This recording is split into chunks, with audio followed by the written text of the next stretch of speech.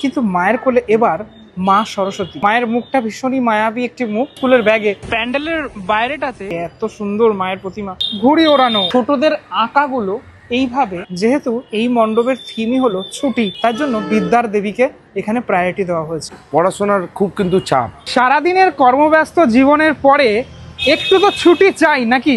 সেটা তোমারও চাই, আমারও চাই। আর এই মণ্ডপের এবারে থিমই হলো ছুটি। 81তম বর্ষে ভবানীপুর সত্তরপল্লীর এবছরের থিম ছুটি। রূপায়ণে গৌতম হালদার ও সুপ্রিয় মাইতি, প্রতিমায় সৌম্যজিৎ ব্যানার্জি। এটি বাচ্চা রয়েছে, ও ছুটি পেয়েছে, তাই জন্য ওর হাতে রয়েছে মুঠো ফোন। আর মুখের যে হাসি সেটা দেখলেই বুঝতে পারছো কতটা আনন্দে রয়েছে। প্রথমে তোমাকে মেট্রোতে আসতে হবে রবীন্দ্র সদন। গেট নম্বর 2 থেকে নেমে তুমি চলে আসো পিজি হসপিটালের ঠিক পিছনে এই গুরুদ্বারার সামনে। গুরুদ্বারা থেকে একটুখানি এগোলেই, শম্ভুনাথ পণ্ডিত স্ট্রিটের দিকে এগোলেই তোমরা দেখতে পারবে ভবানীপুর সত্তরপল্লীর মণ্ডপ। এইখানে হচ্ছে পিজি হসপিটাল, এটা ঠিক পিছনেই পিজি হসপিটাল। পিজির ঠিক পিছনের দিকেই এই মণ্ডপ আমরা দেখতে পারবো। প্যান্ডেলের বাইরেটাতে ঈশ্বরচন্দ্র বিদ্যাসাগরের ছবি, সহজ পাঠ, কিশলয়, যেগুলো আমরা ছোট্টবেলায় পড়েছি সেগুলো, আর এই সেলেটের মধ্যে স্বরবর্ণ ব্যঞ্জনবর্ণ সব রয়েছে। চলো তাহলে দেরি না করে চলে যাই একদম মণ্ডপের ভিতরের অংশটাতে। মণ্ডপটা একটা এরকম ঘরের মতো করা হয়েছে। এটা পুরোটাই, এই অংশটা পুরোটাই তোমার আয়রনের। আর ঢোকার আগে আমি দেখতে পাচ্ছি বেশ কিছু জিনিসপত্র, একটুখানি বলি তোমাদেরকে। এই ছোটরা যে আঁকে, সে আঁকার বিভিন্ন জিনিসপত্র দেখতে পাচ্ছি, তারা এঁকেছে। হ্যাঁ, পালতোলা নৌকা থেকে শুরু করে এই ধরনের কিছু প্রাকৃতিক দৃশ্য সেটা এঁকেছে। যেহেতু ছোটদেরকে নিয়েই মেনলি এই থিমটা, তাই জন্য এখানে সেলেট রয়েছে, সেলেটে স্বরবর্ণ ব্যঞ্জনবর্ণ রয়েছে। আপাতত আমি এখানে স্বরবর্ণই দেখতে পাচ্ছি সবটাই। এবং স্কুলের ব্যাগ, যে স্কুলের ব্যাগ এখন মানে বেশি ভারী হয়ে যায়, অর্থাৎ বাচ্চাদের বেশি বোঝা পিঠে থাকে এই স্কুলের ব্যাগে, তারপরে তারা ছুটি চায়, সে স্কুলের ব্যাগটাকে এখানে প্রতীকী হিসাবে দেখানোর চেষ্টা করা হয়েছে। চলে আসবো পরবর্তী অংশে। এইখানেও এই আর্টওয়ার্ক, সে আর্টওয়ার্কটা ব্যবহৃত হয়েছে। এটা মণ্ডপের না একদম সামনের পার্ট, সামনের যে অংশটা। তারপর দেখতে পাচ্ছি কয়েকদিন আগে বিশ্বকর্মা পুজো গেল, আমরা জানি। আর বিশ্বকর্মা পুজো মানেই কিন্তু ঘুড়ি ওড়ানো। এখানে অনেক ঘুড়ি এবং লাটাই সেটা রয়েছে। ছুটি মানেই ঘুড়ি ওড়াতে হবে। আর এই সিজনটাকে মানে বেশি এনজয় করে মানুষজন ঘুড়ি ওড়ানোর ক্ষেত্রে। তবে অবশ্যই সচেতন থেকে ঘুড়ি ওড়াও, তার কারণ ঘুড়ির সুতো যেন কারোর ক্ষতি না করে। এই সাইডটাও টোটালটা এরকম ঘুড়ি দিয়ে পুরোপুরি সাজানো।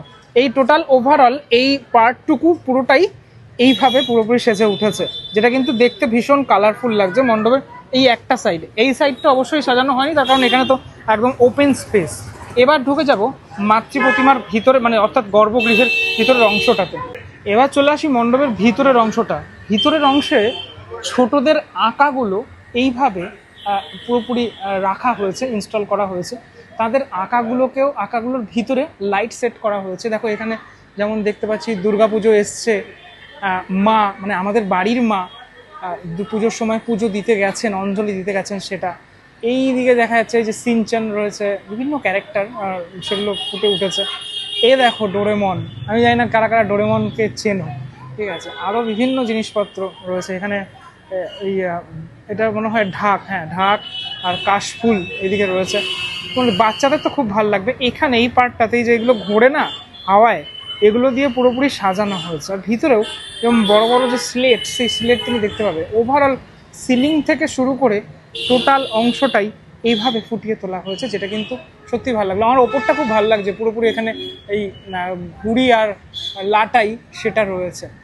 এবং এগুলো এই বাচ্চারা যে এঁকেছে সেগুলো যে এখানে এইভাবে ফুটিয়ে তোলা হয়েছে, সেটা সত্যি ভালো একটা জিনিস। এখানে দেখা যাচ্ছে স্বাধীনতা দিবসের দিনকারে সবাই কিন্তু উদযাপন করছে, সেটা বিভিন্ন ছবি, সেই ছবি ফুটিয়ে তোলা হয়েছে।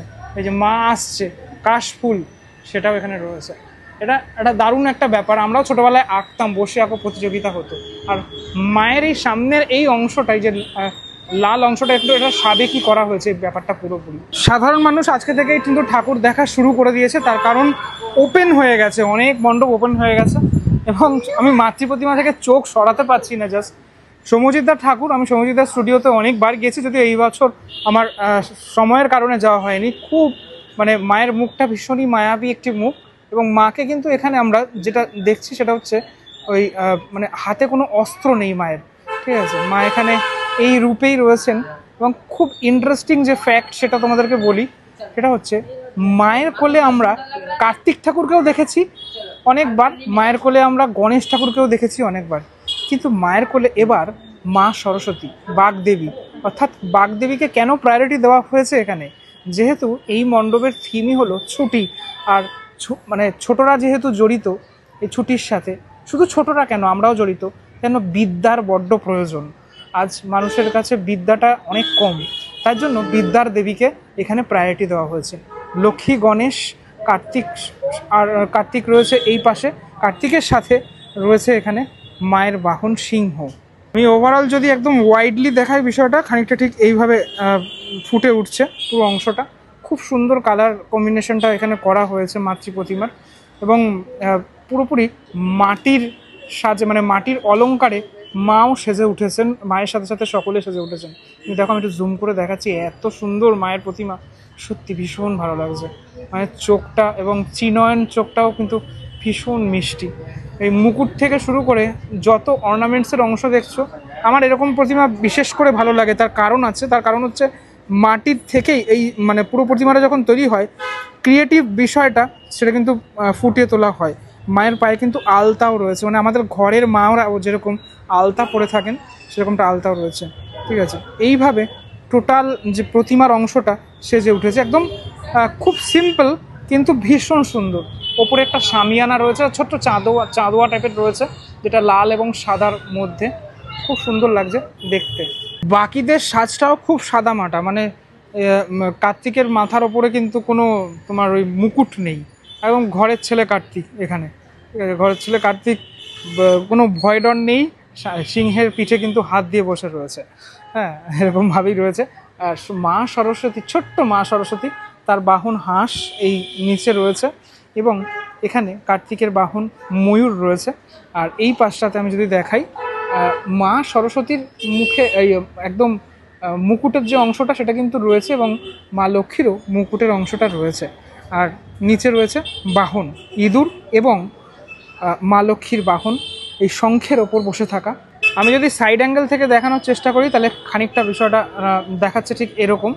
যেহেতু অস্ত্র নেই, তার জন্য এই মাকে এই লাস্যময়ী রূপে আরও বেশি সুন্দর লাগছে কিন্তু মায়ের রূপটা। মায়ের এই একদম কপালের অংশটাতে হালকা সিঁদুর রয়েছে, যেটার জন্য আরও বেশি ভালো লাগছে। আমার ভীষণ ভালো লাগলো, একটা দারুণ ঠাকুর আমি দেখলাম, এবং তোমাদেরকে বলবো এই ঠাকুর দেখার জন্য।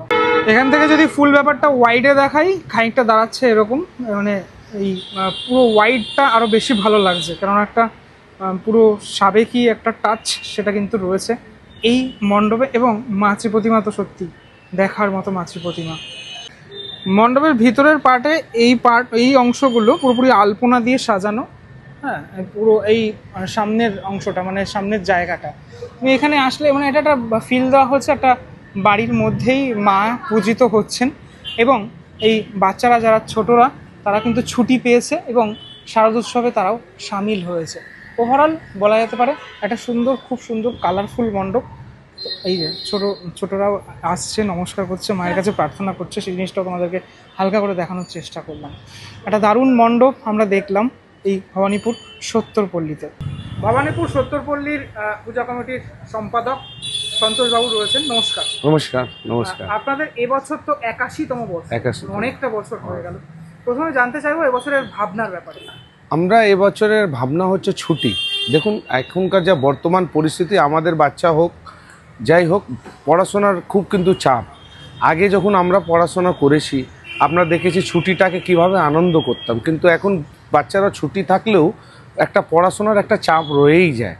আমরা যেমনি খেলাধুলা করতাম একটা ঘুড়ি নিয়ে, কিংবা পেন্টিং নিয়ে, কিংবা ছোট ছোট আঁকা জিনিস নিয়ে আমরা খেলাধুলা করতাম, কিন্তু এখন এইসব জিনিসগুলো থেকে আমরা হারিয়ে যাচ্ছি, আমরা সরে যাচ্ছি এই জায়গা থেকে। তো সেইটাইকে আমরা তুলে ধরে, শিল্পী আমাদের গৌতম হালদার আছেন, উনি তুলে ধরে এটা সমাজকে বার্তা দিতে চাইছেন যে মানুষ ছুটির আনন্দটা যেটা হারিয়ে যাচ্ছে সেটাকে যেন উপভোগ করুক, সেটাই তুলে ধরার চেষ্টা করছে। শুধুমাত্র ছোটদের নয়, মানে বড়দেরও তো ছুটি চাই। নিশ্চয়ই বড়দেরও তো রেস্ট চাই। বড়রা যেভাবে মানসিক চাপে নানা রকমভাবে মানুষ দৌড়চ্ছে কাজে কমবে, কিন্তু বাচ্চাদের সঙ্গে ওই জিনিস হারানোর দিনগুলো যেন দেখার পরে মনে হচ্ছে যে হ্যাঁ এইসবগুলো আমরা এখনো এই বয়সে গিয়ে আমরা মিস করছি, সেটাও একটা বড় সমস্যা আছে। আচ্ছা, আপনাদের পুজো একটু লোকেশনটা বলে দিন, কিভাবে আসবেন?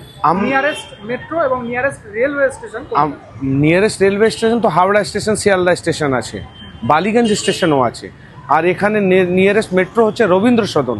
এখান থেকে নেবে আপনি সোজা একদম সন্তকুটিয়া গুরুদ্বারা পিজি হসপিটালের গায়েই একদম শম্ভুনাথ পণ্ডিত স্ট্রিট সংলগ্ন আপনি দেখবেন বাজারের মধ্যে এই পুজোটা হচ্ছে। এই ঠাকুর কবে এসছে মোটামুটি? আমরা মহালয়া দিন ঠাকুর নিয়ে এসেছি। আজকে থেকে ওপেন হয়ে গেছে? আজকে থেকে ওপেন হয়ে গেছে, মানে দর্শনার্থীরা এবার থেকে দর্শন করতে পারবেন, সবাই ঘুরে যেতে পারবেন। ঠাকুরও তো বেশ বড় সুন্দর ঠাকুর হয়ে থাকে প্রত্যেক বছর। এখানে থিমের প্যান্ডেল প্রত্যেক বছর হয়, এবারও আরও ভালো চেষ্টা করেছি আমরা। আপনি মায়ের ঠাকুর দেখবেন তো এবার অনেক রকম পরিবর্তন হয়েছে সমাজে, যেটা সব থেকে বেশি প্রয়োজন। সরস্বতীকে কোলে আপনি দেখবেন না, হয়তো আপনি গণেশকে দেখেছেন মা দুর্গার কোলে কিংবা লক্ষ্মীকে কোলে দেখেছেন, কিন্তু এই প্রথমবার আমরা বার্তা দিতে চাইছি যে মানুষের সমাজে থাকতে গেলে বিদ্যাটা প্রয়োজন আছে। মানুষ অশান্তি, যে পরিবেশকে শান্তি রাখার জন্য বিদ্যা প্রয়োজন, অর্থ যেমনি প্রয়োজন আছে সেমনি বিদ্যাটাও প্রয়োজন আছে। বিদ্যা মানুষকে শান্তি আনতে পারে, কিন্তু লক্ষ্মীর মাধ্যমে আপনি কিন্তু শান্তি থাকতে পারেন না। কিন্তু সেই বিদ্যা, সেটা মা কোলে আমরা সরস্বতীকে সামনে তুলে ধরার চেষ্টা করেছি। মা বিদ্যারূপে মায়ের কোলে বসে সমাজকে যেন সুবুদ্ধি দিয়ে শান্তির বার্তা যেন দিতে পারে। এবং মা তো এখানে, মায়ের হাতে তো কোনো অস্ত্র নেই, অস্ত্র নেই, যুদ্ধ করছে না। মানুষের এই বর্তমান সময়ে মানুষকে শান্তি দরকার আছে। নানা মানুষ অশান্তিতে ভুগছে, তার জন্য যেন শান্তি কামনা করি, সবাই ভালো থাকুক, সুস্থ থাকুক, এই কামনা করি। আপনাদের মণ্ডপে আগত দর্শনার্থীদের উদ্দেশ্যে যদি কোনো বার্তা থাকে? আমরা চাই যে মানুষ একবার অবশ্যই আমাদের এখানে আসুক, এসে একবার দর্শন করুন। আমরা তো যেটা সাজাওয়ার সমাজের জন্য চেষ্টা করছি, মানুষকে দেওয়ার চেষ্টা করছি, যে আপনারা যদি আসেন তাহলে আমরা আরও এটাকে ভালো করতে পারবো, আগামী দিন আরও সুন্দর করতে পারবো, এই আহ্বান জানাচ্ছি সবাইকে। অনেক ধন্যবাদ। কিভাবে আসতে হবে সেটা তোমাদেরকে বলেছি। রবীন্দ্র সদন থেকে তোমরা আসতে পারো, একদম 2 নম্বর গেট থেকে নেমেই তোমরা চলে আসতে পারো এই ভবানীপুর 70 পল্লীতে। কেমন লাগলো ভিডিওটা সেটা আমাকে অবশ্যই জানিও। পরবর্তী ব্লগে দেখা হচ্ছে খুব শিগগিরই। ততক্ষণের জন্য বিরতি নেবো। ভালো থেকো সবাই, টাটা।